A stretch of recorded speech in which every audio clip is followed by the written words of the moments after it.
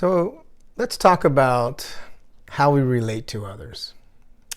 And as human beings, we have certain styles or ways with which we relate to other human beings, how we interact, and how our whole thought processes come, to fulfillment, in our lives. And there's basically 4 different types of relational styles, I'll call it. There's dependent, codependent, independent, and interdependent. Now, not that any of them are good, bad, or indifferent, but some of them are more effective than others. And so for the purposes of this discussion, I just want to help you to be able to discover which one do you lean into more. Because the reality is most of us are not going to be just one, you know what I mean? There's going to be situations that trigger us into one way or another based on our life experiences, our childhood, growing up with certain influences, conditioning, and things like that. So the first one, dependent type of personality style. Basically, that's obviously what it sounds like. The person is dependent on somebody or something else. So, for instance, addiction is a dependency, dependent on, the addiction, the drugs, alcohol, gambling, whatever the case may be. And that person is dependent, or if they're just dependent on another person, that style, it's very, there's a lot of need there. It's a need, and it's never given enough. The dependency is never given enough because it's external. It's external focus of control. So I need you. So that's dependency. Codependency is this kind of like, fraternal twin. It's very similar, just a little bit off.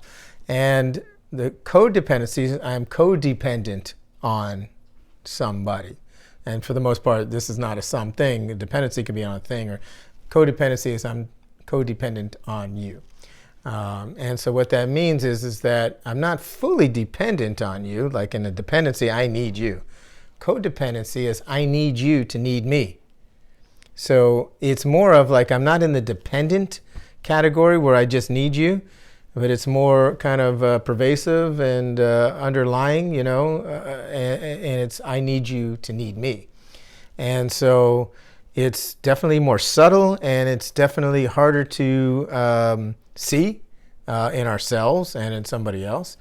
It's kind of where society is trained to be nice, which is, code for be codependent.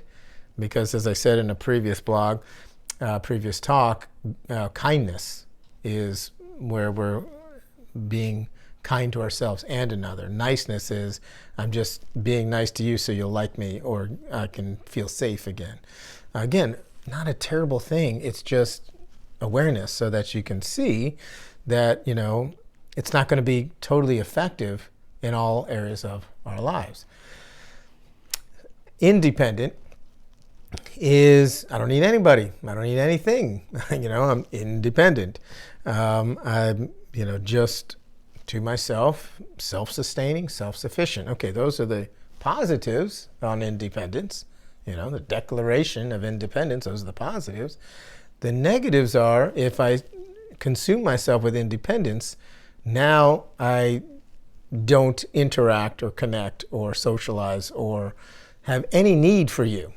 You know what I mean? I'm independent of you. So again, for the most part, we're stepping into, wow, powerful, empowerment, independence.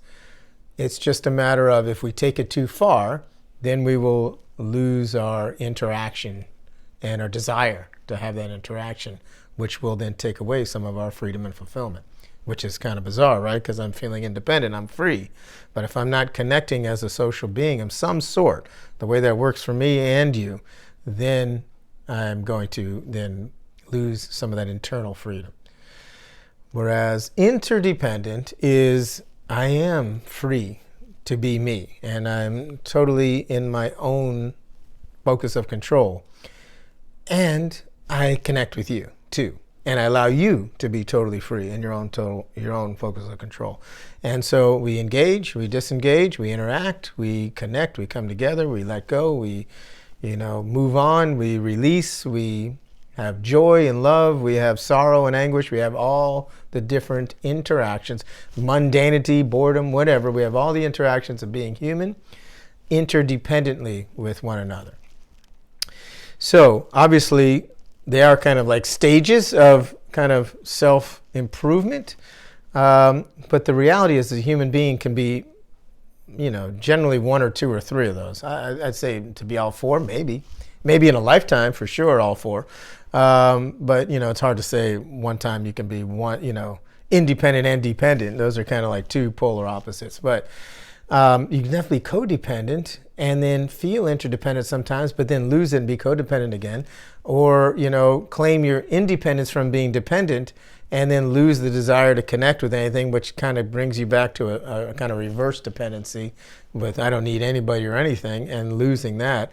So, there's different ways. And obviously, sometimes you could be independent, but then interdependently be with others at work and truly make a connection, or in your family, or in your neighborhood, in your community, whatever the case may be. So that's what I'm saying. There's no strive for it. I need to be interdependent or I'm no good. All it is awareness of what's my relational style and how I can then affect the most effective way, effectively change to be most effective for me. Not for you, because again, that would be codependent. But for me, and if I'm doing it for me, I'm doing it for you. Because I'll be interdependent. And I will respect me to respect you, and I'll actually want to connect with you. So these different types of relational styles, the first step is to just how am I relating? Am I totally self? Am I totally outside of self? Or am I some kind of combination thereof, still taking care of self and still connecting with another? And once we're able to really kind of get our design, then we can strengthen it by making choices of healthier ways of connecting with ourselves so that I can connect better with you.